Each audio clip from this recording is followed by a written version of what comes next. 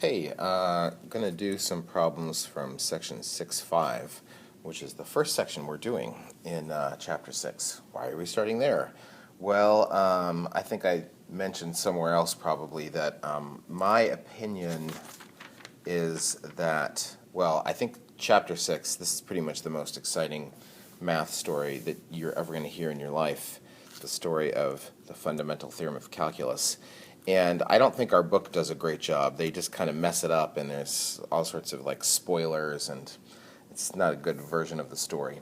So to me, it makes sense for us to start here and just start exploring this idea of area and this notation for it. So that is why we're starting here. I do know that 1 comes before 5, but just trust me.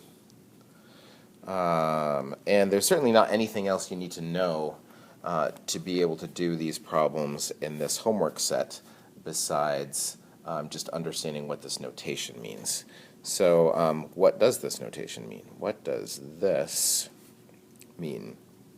This is the area from 0 to 3 under the curve. I know that's a straight line, but in general it can be curves, dx. And the dx here is just like in the same way that when you have like dy dx and you're taking the derivative of something, this is the main, like the variable of choice. So if you're taking the derivative of something with x's and y's in it, if you take the derivative of something with a y in it, then a dy dx pops out, right? Like implicit differentiation. So this is just telling us, yes, x is the variable of choice. And we'll understand a little bit better later on why that's there. It's really a mistake, and a common rookie mistake, to go around writing things like this. That is like an incomplete. It's like an attempt to write a sentence without a verb in it or something, or like without the proper punctuation or something like that. That is not correct. Like, you cannot do that. You need to have the dx there. It's important. If you're like, yeah, whatever, it's not important to me, well, too bad. It's important to the rest of the mathematical world, so get over it. Okay, so anyway, let's start doing some of these. So all of these areas are areas that we can do by just knowing some geometry stuff. So this is y equals x over 3, and its slope is 1. So just by knowing about lines and triangles and stuff, the area of this is 9 over 2. And that's what we're doing here. We're not really doing any kind of special calculus. We're just understanding notation and then using geometry. Now, one of the things we need to understand, is that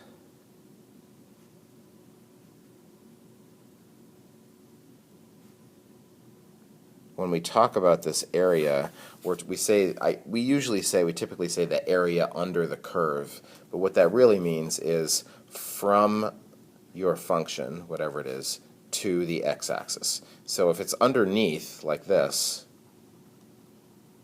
then we're going up that way. An area that's underneath the x-axis is negative area. Your geometry teacher probably wouldn't like that. Like, negative area, that's not a thing. Well, yes, it is in calculus. If it's underneath, then that's going to be negative. So that's a little trapezoid. You could divide it up into like a square and a triangle, but I would like you to know the trapezoid area formula, because we're going to use that a lot. And all of our trapezoids, because of what we're doing here, they're always going to be sitting on the x-axis with these two different heights. So the way that we'll typically do the area of a trapezoid is how wide it is right here over 2, and then multiply by the two heights of it, or let's call them y values, right? The two different y values. Why is the formula for the area of a trapezoid what it is? Well, you could think of like the over 2, that's like the average of these two things, and then times that. So it's kind of like a rectangle if you split the difference there. But this is how we're usually going to set it up. That's going to be the real useful way for us to do that. So the width of it, that's like your delta x over 2, and then you add up those. So the averaging is happening out here. Okay, so here the width is 1, and my two different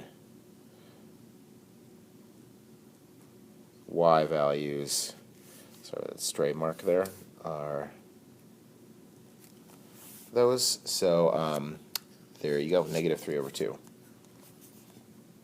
This is C now. So same thing from negative 1 to 4, x dx. That's going to be from negative 1 to 4. So that's this part that's underneath, and then this part here that's above. Right? Don't make the mistake of trying to make a triangle like that. It's all curve, or a straight line in this case, to the axis. So that's what that would look like. So I'm going to do these separately because I've got a little negative area and then I've got a positive area here. So this is a triangle with area of negative 1/2, and then this is a triangle that has an area of 8.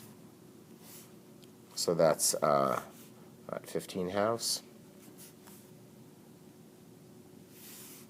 And part D.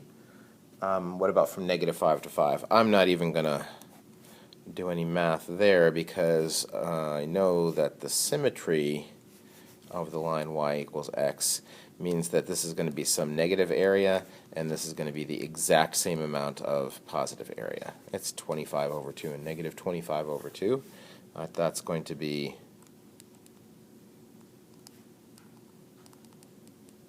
0. All right, 13. How about the area from 0 to 5 under the constant function 2? Well, that's easy. That's just a rectangle, right? That is 2 high and 5 wide. That's A. How about from 0 to pi under the cosine function? Well, that's not like a shape from geometry. How am I supposed to know how to do that? From 0 to pi, the cosine function, and then you draw it and you're like, oh, I get it. You don't have to know actually what the area of this and that. You don't have to know that. It is actually a nice number though. I'm not going to tell you right now. Spoiler. So it's 0. Because we have exactly the same amount above and below. And I don't need to know any fancy calculus. There is some fancy calculus. It's really easy actually, but I don't need to know it because that cancels out. Let's see, how about, what does this look like? Useful to know how to sketch things like this. So let's see, what does that look like? From negative 1 to 2, the first thing I would do is just plug those numbers in. So negative 1 here, negative 1 times 2 is negative 2, minus 3 is negative 5, absolute value is 5. And when I plug 2 in, that's 2 times 2 is 4, minus 3 is 1. And then where's the vertex of this absolute value graph? Well, the number that makes this equal to 0 inside here is 3 halves, 1.5.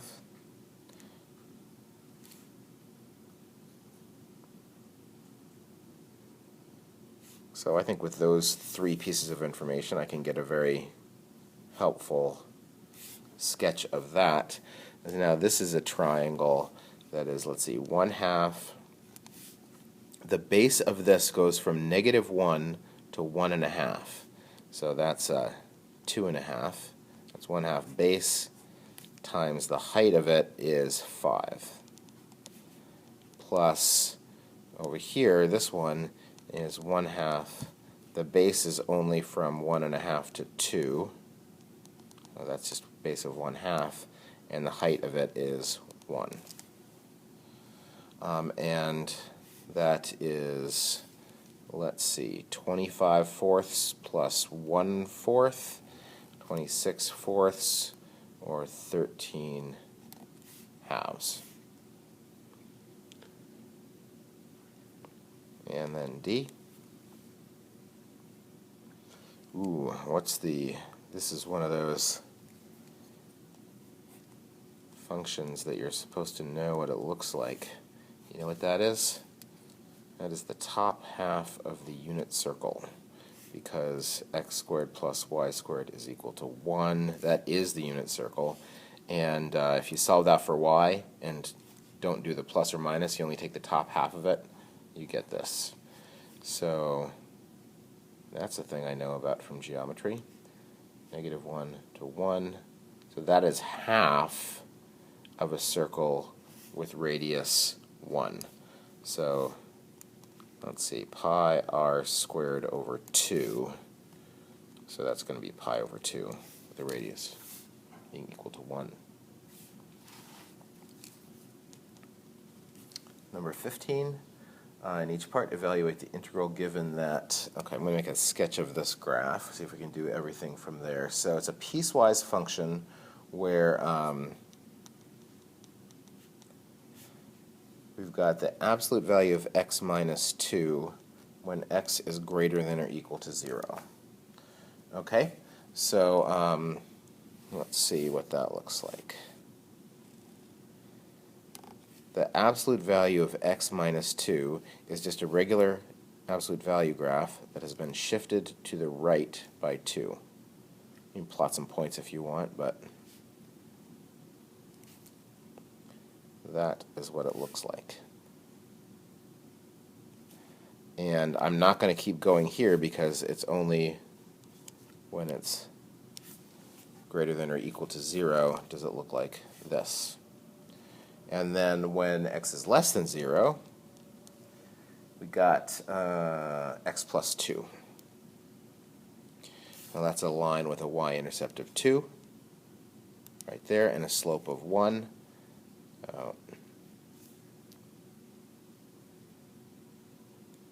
And it is continuous. You don't have to have functions to do this area thing. If you did have a break, you just drop straight down and to the axis and do those areas. So you can still do this area game even if it's not continuous, but this one is. All right, so it looks like that. Now, I want to find from -2 to 0 of this function. So from -2 to 0, that looks like a 2 by 2 triangle. 1/2 base times height. For B, -2 to 2. That is -2 is 2 of those triangles, so that's just going to be 4. For C, from 0 to 6. So let's see, that's going to be one of those triangles that we were just looking at. This triangle here, which is an area of 2. And then I've got a bigger triangle from 2 to 6, which would have 1/2. The base of it is going to be 4, right, going from 2 to 6. And the height of it is also going to be 4. So that is 2 plus 8 is 10. And then for D, from -4 to 6.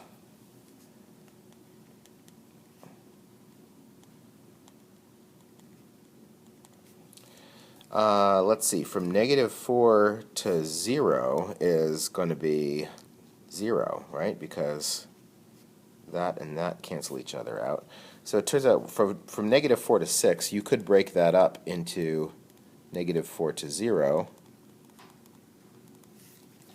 plus 0 to 6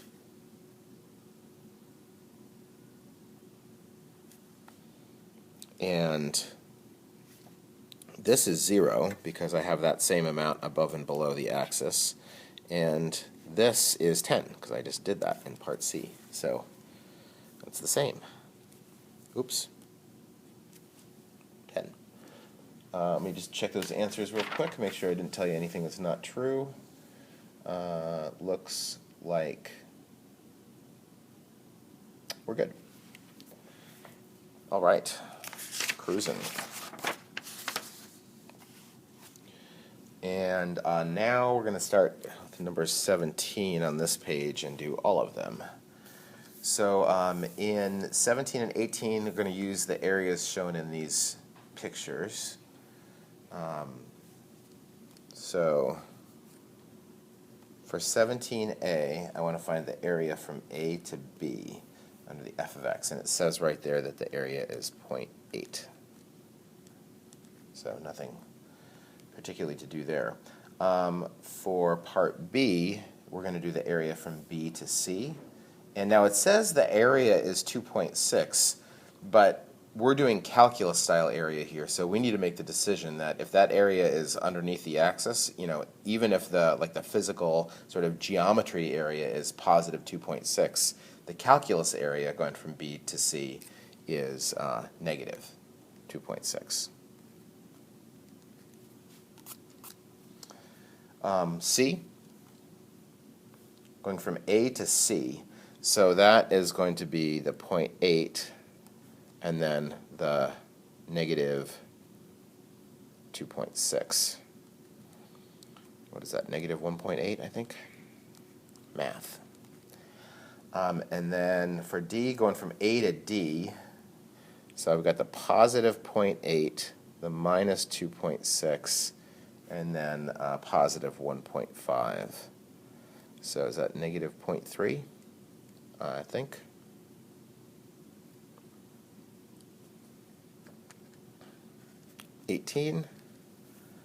Same game. So let's see, from A to B is 10. From B to C is negative 94 because it's underneath.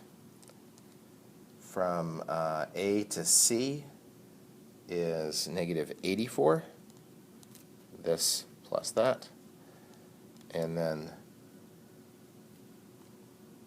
adding on the 9 for the end, if you're going to go from A to D, that's A to B plus B to C plus C to D, all added up together, and that is what, 9? So that's going to be negative 75. There.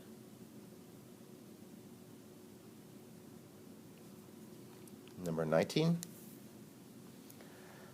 This is a little bit of practice, 19 through 22, using these rules about how we are allowed to break up these areas. Turns out that all the things you would like to be able to do, you can do.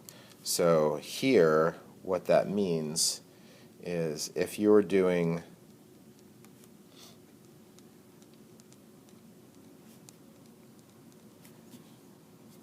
some people might insist that you put brackets around that because the dx sort of goes with the whole thing.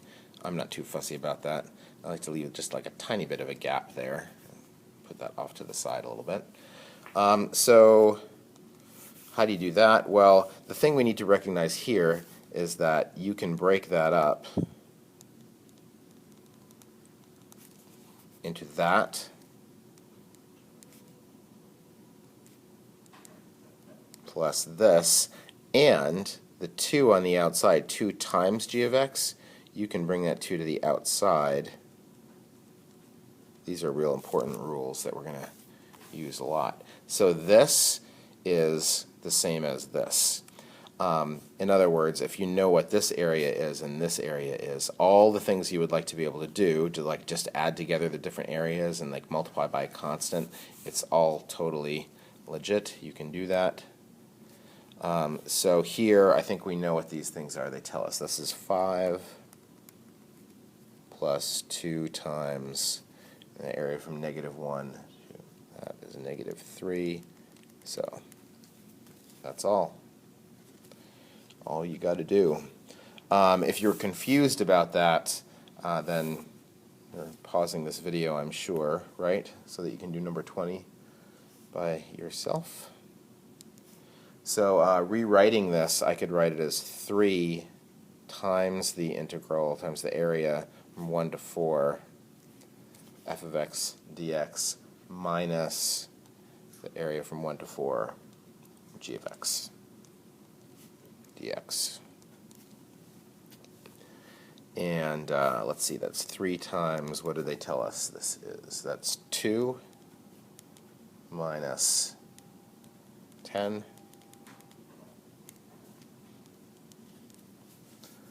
number 21.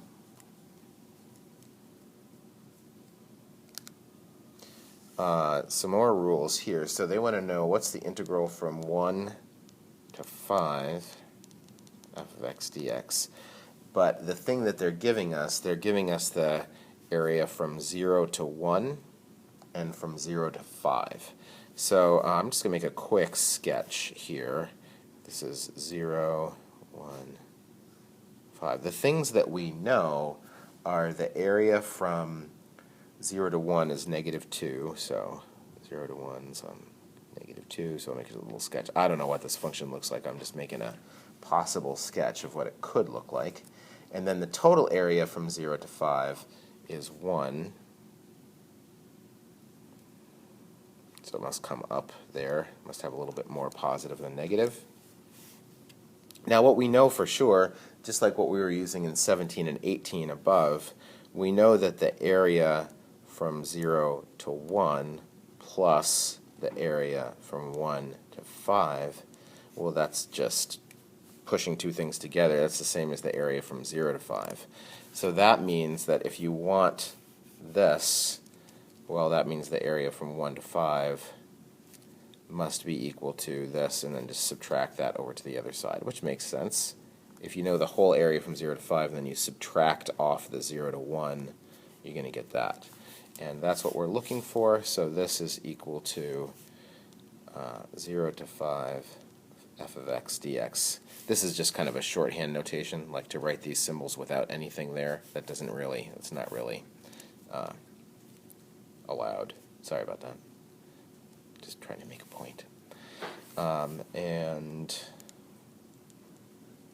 I know those things. This is 0 to 5 is 1 minus -2, so that's 3 there.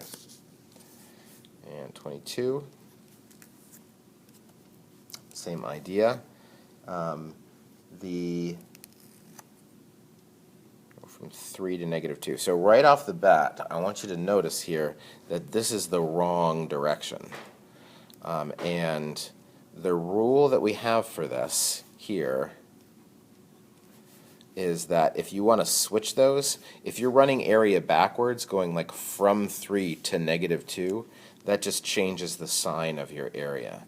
So this is a very important rule about this notation. If you want to switch those, that's fine. It just flips the sign. So that's what I'm going to do. I'm going to try to find this -3 to 2, and then I just have to switch the sign. So let's see. I've got the area from -2 to 1 and 1 to 3. So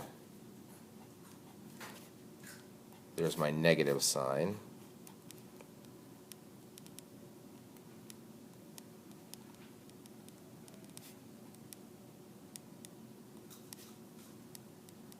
And that's just the two areas right up against each other. So that's true, right? -2 to 3 is equal to those. And -2 to 1 is 2. And 1 to 3 is -6. So it looks like I have 2 plus -6 is -4, and then another negative sign outside is going to make it +4 for number 22. All right. Numbers 23 to 26 say use theorem 654. That just means just use all the rules that we know now. So that means for 23, you could make a little graph of that and do it like with trapezoids and triangles or whatever. Or you could say, hey, this is the same as, according to these rules, you could do that. Right? You could kind of separate things out and do it like a little bit at a time. And so this is just a rectangle that's 4 high and 4 wide, going from -1 to 3. So that's a 4 by 4 rectangle, minus 5 times. And then the y equals x, that's a real easy one to handle. We can make a quick sketch of that, I guess, if we need to. Make my sketch here. I think I'm going to run out of room anyway on this sheet. So there's y equals x.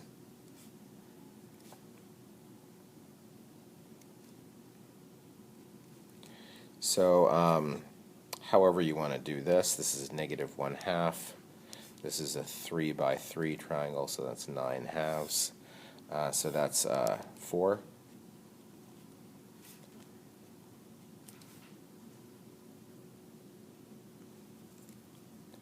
Number 24, maybe we can squeeze it all in on this sheet. Let's see, we've got -2 to 2. I'm going to break this up. So that's just 1 there, and then -3 times -2 to 2, absolute value of x. Okay, absolute value x from 2 to 2, that's those two triangles, which if you put them together would make a square. That's 2 by 2, so that is going to be 4 right there. And this is a 4 by 1 rectangle. So that's 4, 1 high, 4 wide, minus 3 times 4, right? That's a 2 by 2 triangle, another 2 by 2, put them together, make a square. However you want to figure that area, it's 4. So that's going to be -8 when we do that.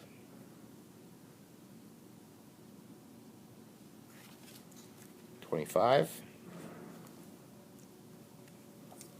The area from 0 to 1, let's see, I've got an x here, so I'm going to split that up and then bring that 2 to the outside, and then I've got this is some part of a circle, right? That's the top half of the unit circle. And let's see what this is now. So from 0 to 1, your x, that is a 1 by 1 triangle, so 1/2 base times height, that has an area of 1/2, plus 2 times this, going from 0 to 1 is a quarter of the unit circle, right? It would be like the first quadrant unit circle. So the area of the unit circle is pi, so that means 1/4 of it is pi over 4. So that's 1/2 plus pi over 2, or 1 plus pi all over 2 if you like to get common denominators. And let's see, last one, from -3 to 0, 2 plus -3 to 0. This is not the unit circle, it's a circle with a radius of 3, right? That's right. This number right here is the radius squared. Oops, I don't know why I wrote an equal sign there.